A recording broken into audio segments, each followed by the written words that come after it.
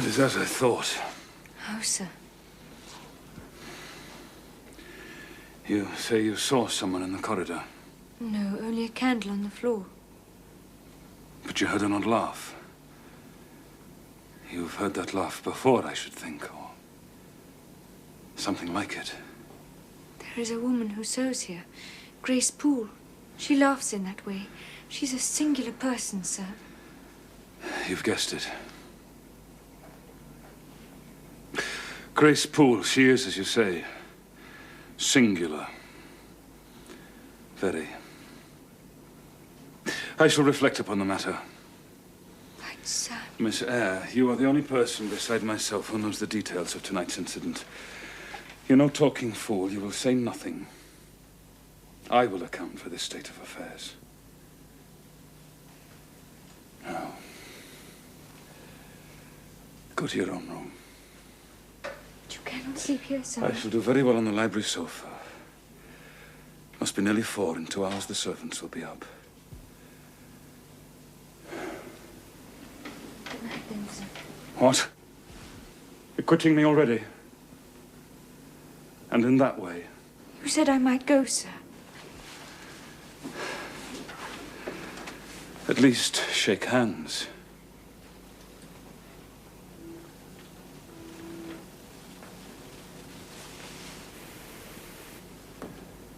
You've saved my life. I have a pleasure in owing you so immense a debt. There is no debt or obligation in the case. Oh, I knew you would do me good in some way. At some time, I saw it in your eyes the first time I beheld you. That expression and smile did not.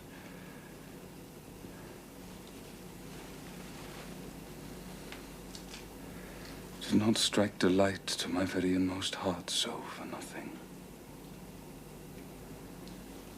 Oh, my cherished preserver. Good night. Right, sir. Glad I happened to be awake. But you will go. I'm cold, sir. Cold. Yes. Go then, Jane, go. I think I hear Mrs. Fairfax move. Well, Jane, leave me.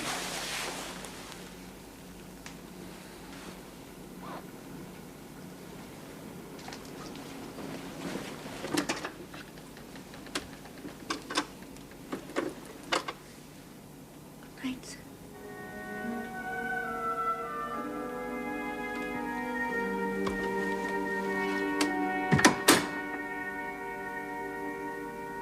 What a to-do! What a to-do! Good morning, Mrs. Fairfax. Oh, a good morning, do you call it? Have you seen the master's room? He might have been burnt to a cinder in his bed.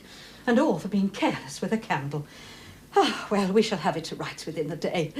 But there are so many things to be moved. I have Leah and John in there. I must call the rest of the servants. Jane, dear, take those and put them on the master's bed. Oh, I am so grateful he is gone. Gone? For good? Oh, dear me, no. No, he has only gone to a house party. He will be back. But I must get on. Oh, Jane, keep an eye on Leah and John. You know how they love to waste time gossiping. It's lucky he had his water jug full. I wonder he did it himself and wake nobody. Why, Miss Jane, what do you make of all this? I was looking for Mr. Rochester. Has he been in? No, miss, but his horse is to be saddled and he's riding over to the Lees. Oh, thank you, John. Do you know, is he expected to return soon? I'm afraid not, miss.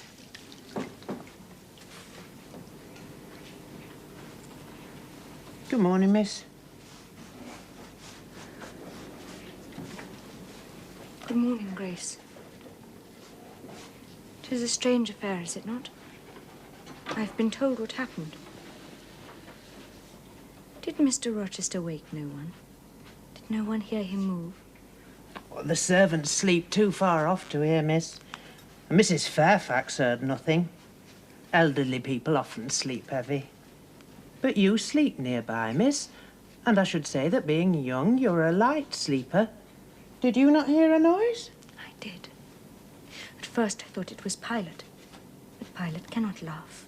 And I'm certain I heard a laugh. A very strange one.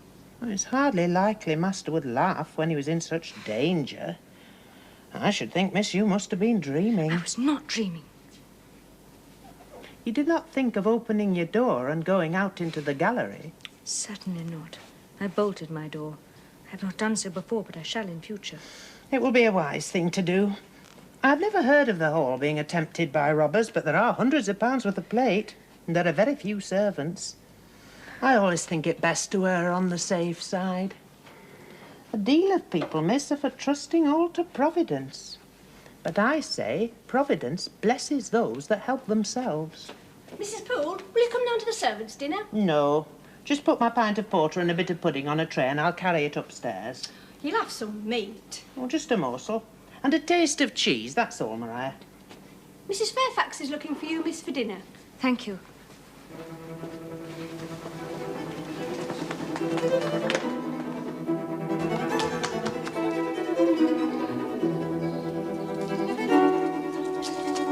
Mr. Rochester, Mr. Rochester! What is it? Miss Poole, sir. She's in your bedroom as bold as brass. Well, But why is she not in custody, or at least dismissed? It was good as said she was guilty last night, sir. Why did you bind me to secrecy? Is that all? Has she some hold over you, sir? Miss Eyre, kindly confine your concerns to matters which are within your province.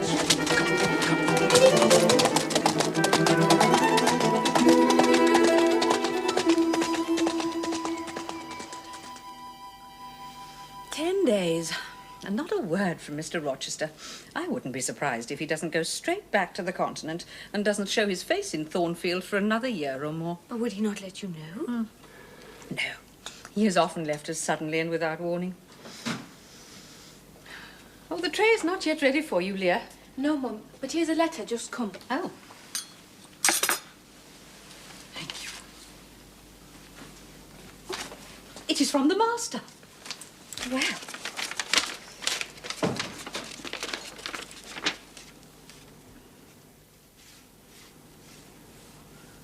Well, we are going to be busy now. He is returning. Indeed he is.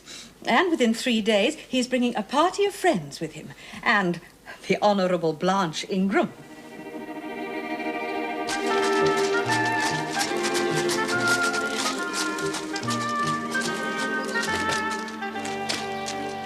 Good morning, Mum.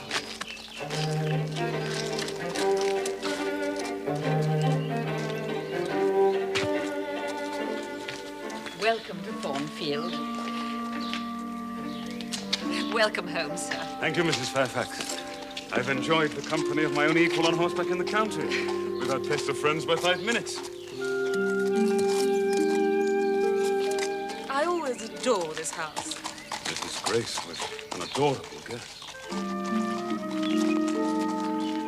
Rogers, who is that lady? That's the Honourable Miss Blanche Ingram, miss. Thank you. Let me show you to your room. Mrs. Fairfax will attend upon you till your servant arrives. Mais qu'elle est belle! She is very beautiful.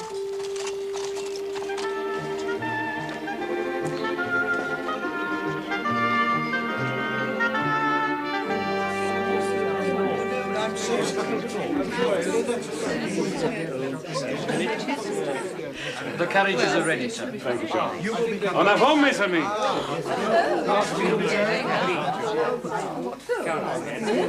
They have a fine day for their excursion.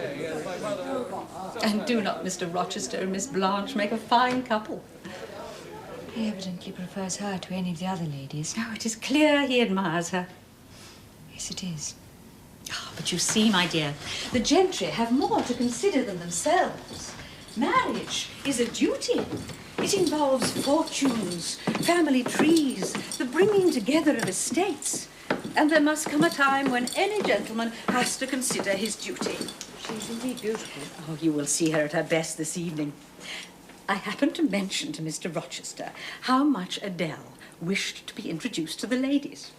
And he said, let her come into the drawing room after dinner. Oh, she will be in ecstasies. And he said, let Miss Eyre accompany her. Oh, no, he was only speaking out of politeness. I told him you were shy. And he said, tell her it is my wish. If she resists, I shall come and fetch her. To speak truth, I did not greatly care for Mr. Rochester's guests. Most of them, Miss Ingram especially, seemed to me to be shallow, haughty, and contemptuous towards those not of their own station. Of course, you have a governess for her. Where is she now? Is she gone? Oh, no, there she is still. You should hear Mamma about the subject of governesses. I had half a dozen at least, all either detestable or ridiculous. I used to quiz my governess, but she was such a good creature. I might ransack her desk or upset her workbox. She would bear anything. I suppose we shall now have an abstract of the memoirs of all the governesses of all our families. May I play you something instead? Oh, it's an inviting thing. Please do. Yes.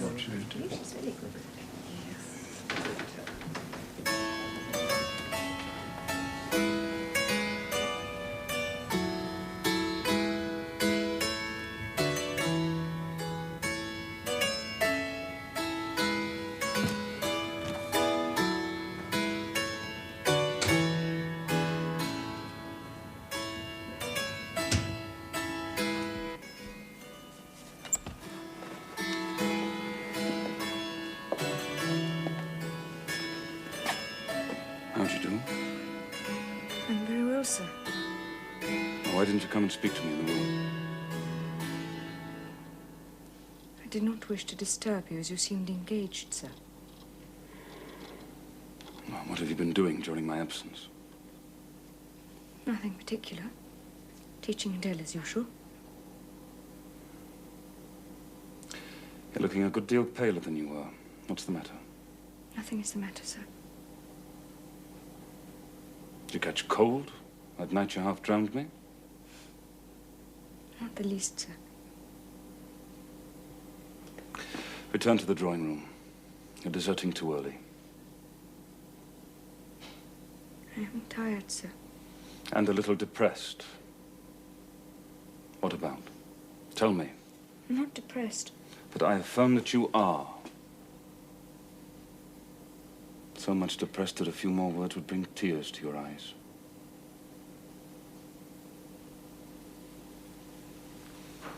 If I had time, I'd know what all this means.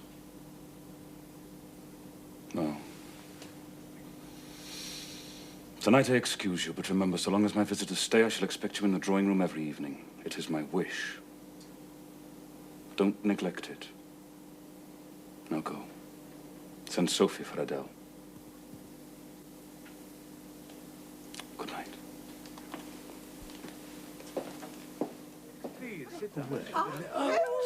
One evening, a change of entertainment was proposed. They spoke of playing charades, but in my ignorance, I did not understand the term. I forget. Oh, we're at a wedding. Why, it's a marriage. How wonderful the bride's couple they make. Don't we perhaps prefer to Oh, he looks like Shane. Is this the whole Yes, I think so. No, it can't be. Whatever can it be? Was not the second syllable well? And does not that make the entire word Bridewell, the London Colonel? Bravo! Ah, well done. I got it. I got it. That's a very good one. That's right. Very good. Excellent. I did enjoy it. My dear, come down. Let me hand you down. Thank you. You were so good. You don't have to write me well.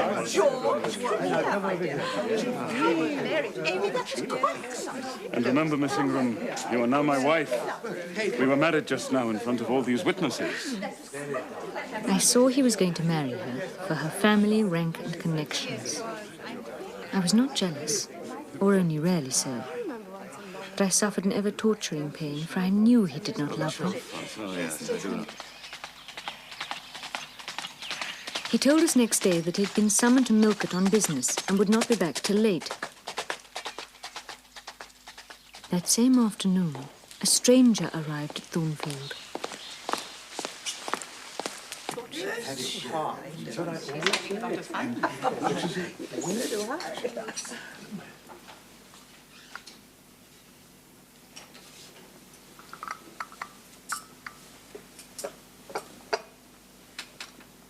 It appears I arrive at an inopportune time, madam, when my friend, Mr. Rochester, is from home.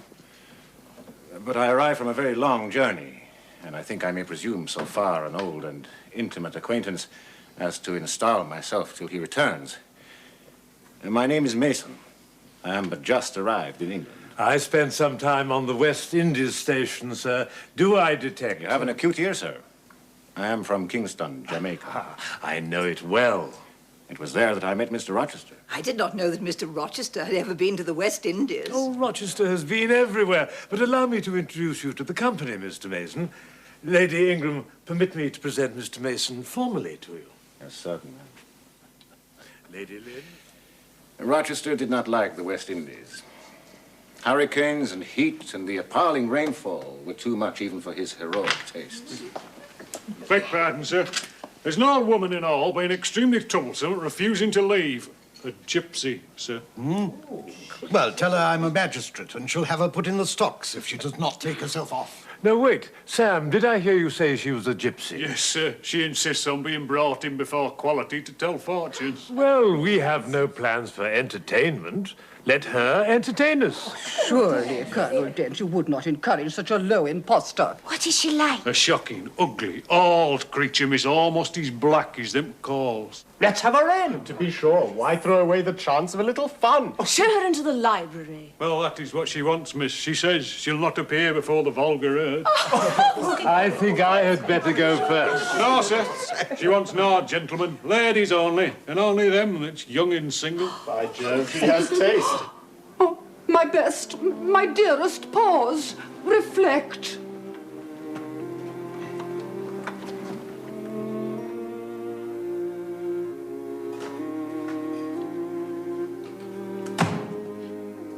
What did you say, Blanche?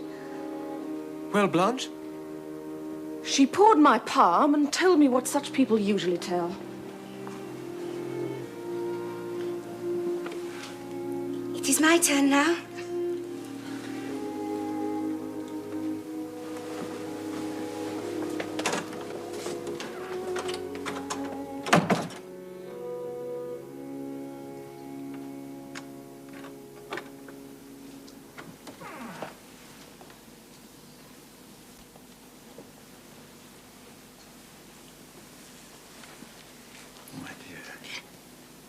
I am sure she is something not right.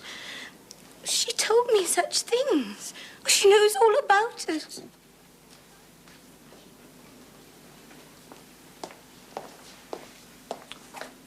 If you please, miss, Gypsy says there is another young, single lady in room and she'll not go until she's seen thee. The governess, indeed. I will go by all means.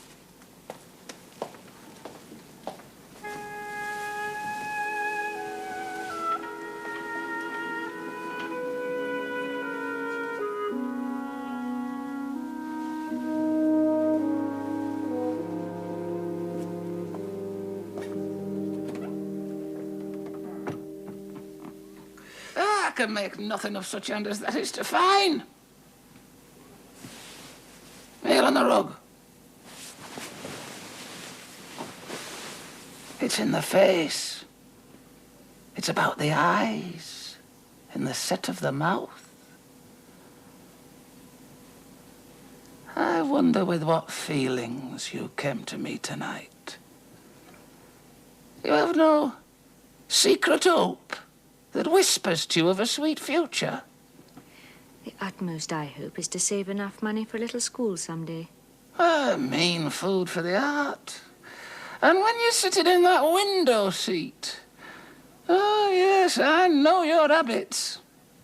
You have been speaking to the servants. I know one of them. You're sharp, you're quick. Mrs. Poole. Oh, don't be alarmed. She's a safe hand, is Mrs. Poole.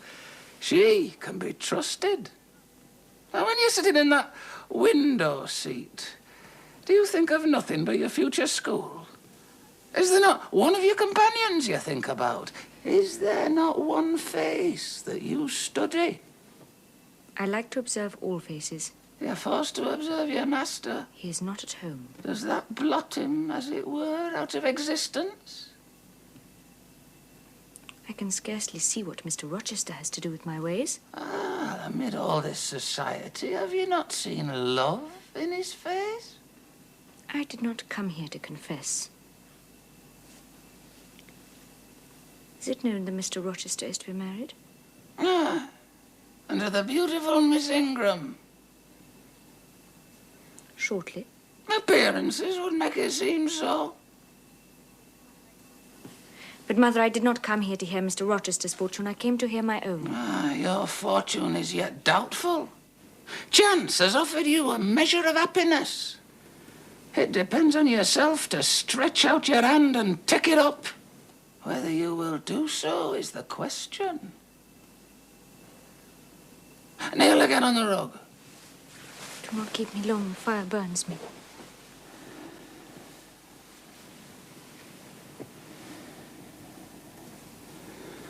The flame flickers in the eye shines, it's soft and full of feeling. The eye is favourable.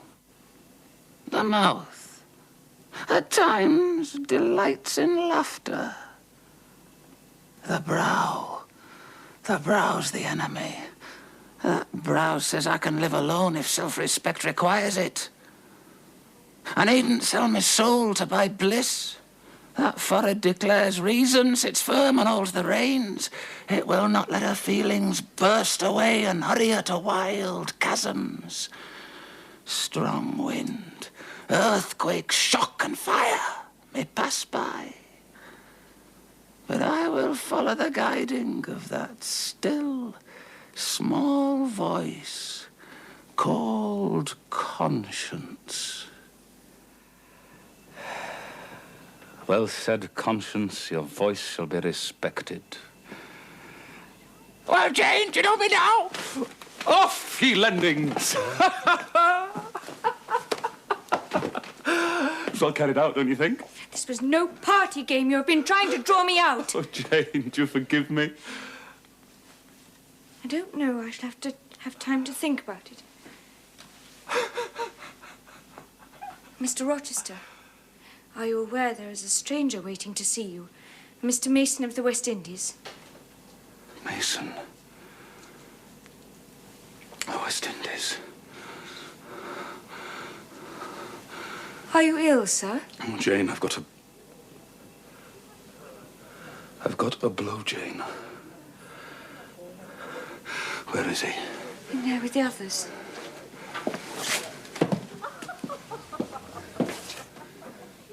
No whispering.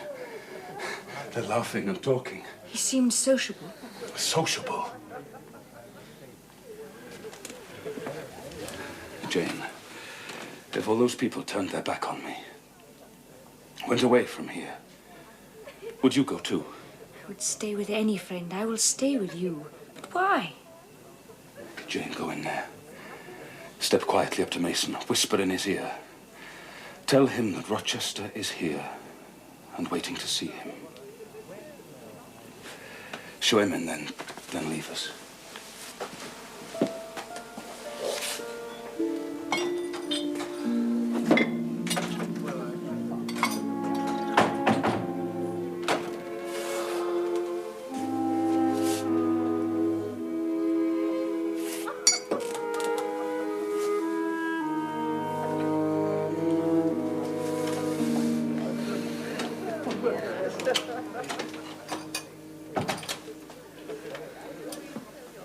Rochester.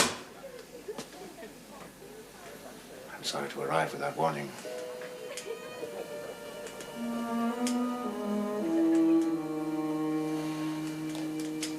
I must declare you're looking well, Richard. Yes, Edward. Time has been kinder to me than I would have imagined. I wondered I could say the same. Mason, I don't like you going up there tonight. Not on your own. tomorrow. I must go up now. I could not sleep otherwise.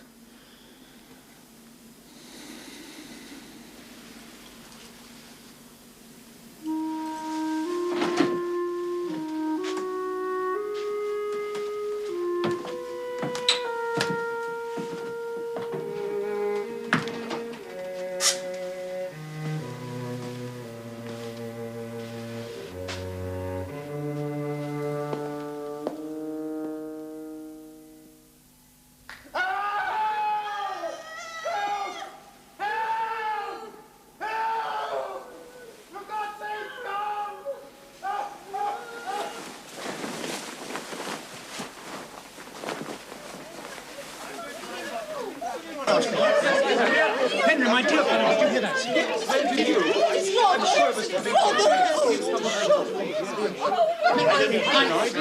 Where the devil is Rochester?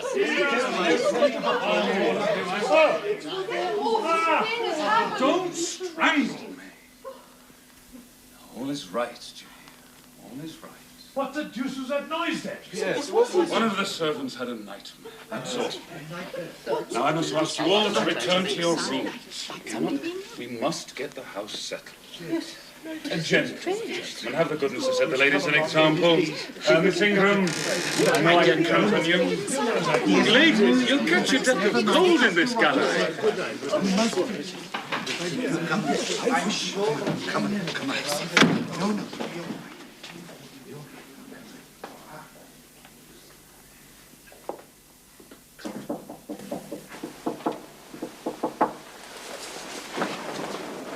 Who is it? Open the door. You got any smelling salts? Yes. Bring them.